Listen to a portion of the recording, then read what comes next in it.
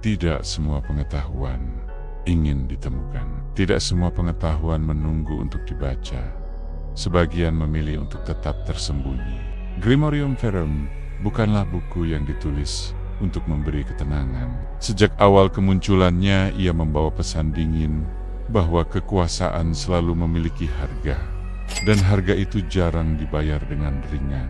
Di antara banyak Grimoire yang pernah beredar di Eropa, hampir tidak ada yang reputasinya sekelam buku ini. Bukan karena dongeng iblis, melainkan karena apa yang ia janjikan kepada manusia. Buku ini tidak menawarkan keselamatan jiwa, tidak pula pencerahan spiritual. Grimorium Verum berbicara tentang kendali, dominasi, dan pengetahuan yang dianggap tidak seharusnya dimiliki manusia. Nama Grimorium Verum berasal dari bahasa Latin, berarti Grimora yang sejati. Namun, kesejatian ini bukan soal moral, melainkan tentang kejujuran brutal atas tujuan kekuasaan. Tidak ada ajakan refleksi diri di dalamnya. Tidak ada tuntunan kebijaksanaan. Teks ini berbicara kepada mereka yang ingin memerintah realitas, bukan memahami maknanya. Pada abad ke-17 hingga 18, Grimorium Verum beredar secara diam-diam di Prancis dan Italia, disalin sembunyi-sembunyi dan dijauhkan dari mata otoritas. Nama Raja Sulaiman sering dicantumkan sebagai penulisnya, bukan karena bukti sejarah, melainkan sebagai cara memberi legitimasi kuno terhadap sesuatu yang berbahaya. Kenyataannya, Grimorium Verum adalah produk kegelisahan manusia modern awal, saat iman mulai retak dan kekuasaan perlahan menjadi obsesi terbesar. Eropa kala itu hidup dalam ketakutan kolektif. Wabah memusnahkan jutaan jiwa. Perang tak kunjung berakhir, dan ketidakpastian melahirkan keputusasaan. Dalam kondisi seperti itu, gagasan tentang kekuatan tersembunyi menjadi sangat menggoda, terutama bagi mereka yang merasa dunia telah bertindak tidak adil. Memiliki satu buku saja bisa dianggap sebagai bukti bidah, namun justru di bawah ancaman inilah Grimorium Verum menemukan pembacanya. Tidak seperti Grimoire spiritual lain, buku ini menghapus batas antara etika dan hasil. Yang penting bukan benar atau salah, melainkan berhasil atau gagal.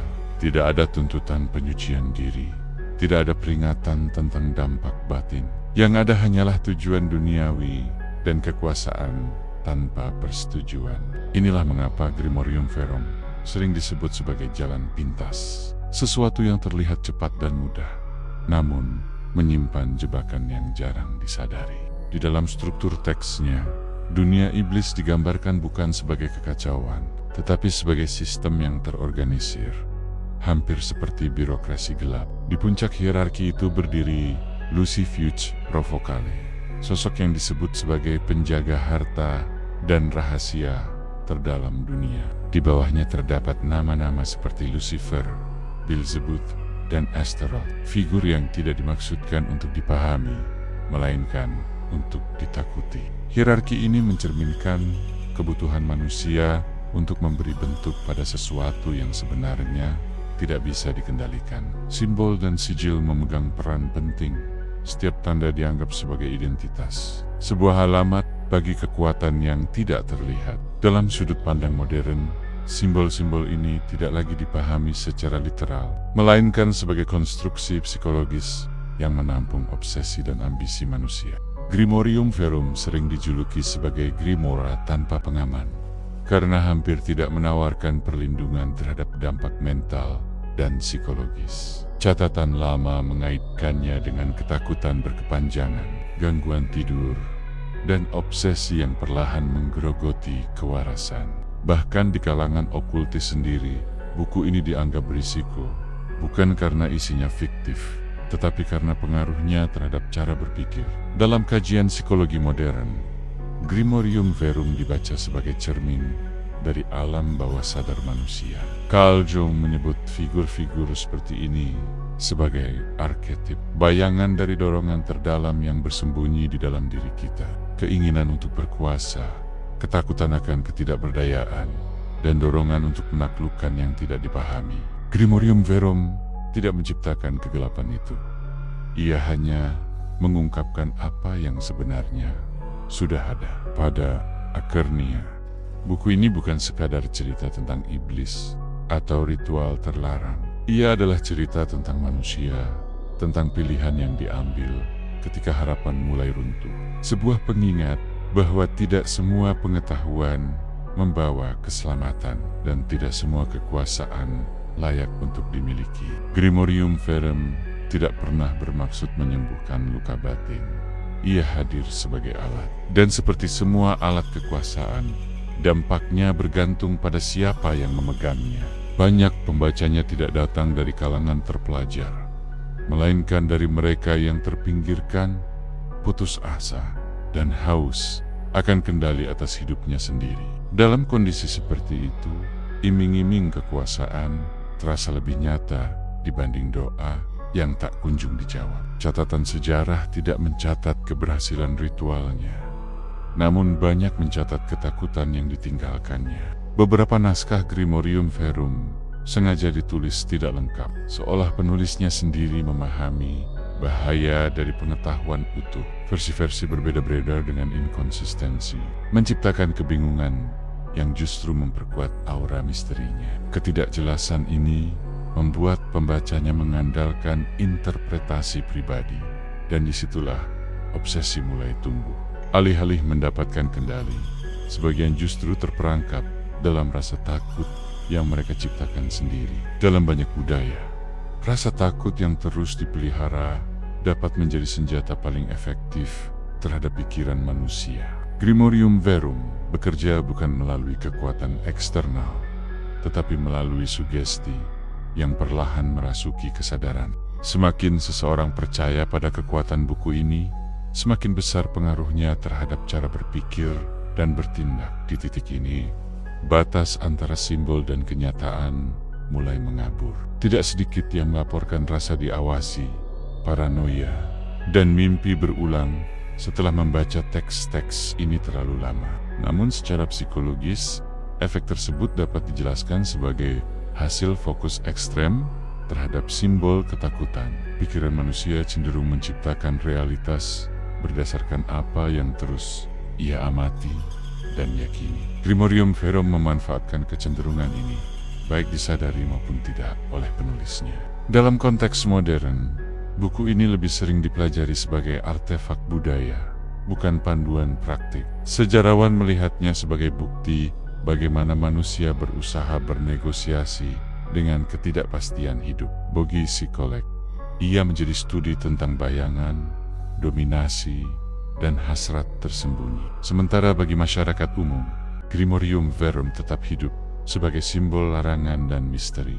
Larangan seringkali justru memberi daya tarik yang lebih kuat daripada kebebasan. Semakin sesuatu disembunyikan, semakin besar dorongan manusia untuk membukanya. Disinilah Grimorium Verum bertahan melampaui zamannya. Ia tidak bertahan karena praktiknya, melainkan karena pertanyaannya. Seberapa jauh manusia bersedia melangkah demi kendali, dan apa yang rela dikorbankan ketika harapan mulai menghilang. Grimorium Verum tidak pernah memberi jawaban, hanya cermin yang memperlihatkan sisi manusia yang jarang ingin diakui, bahwa dorongan untuk berkuasa sering lahir dari rasa takut terdalam, dan bahwa kegelapan paling berbahaya bukan berasal dari luar, melainkan dari dalam diri manusia sendiri.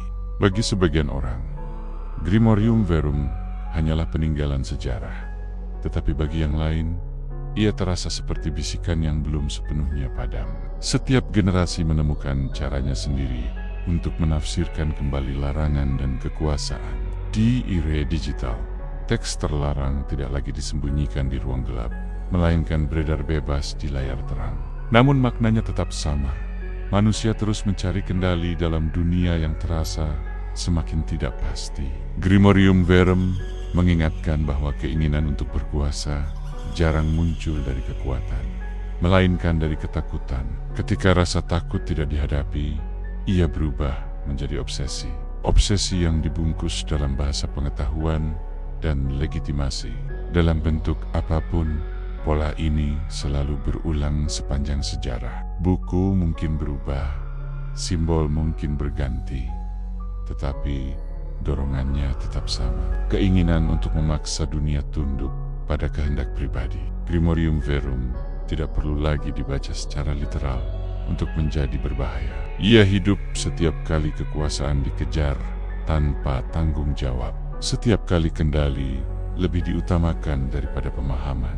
Dan setiap kali ketakutan dipelihara demi rasa aman. Buku ini tidak mengajarkan mantra.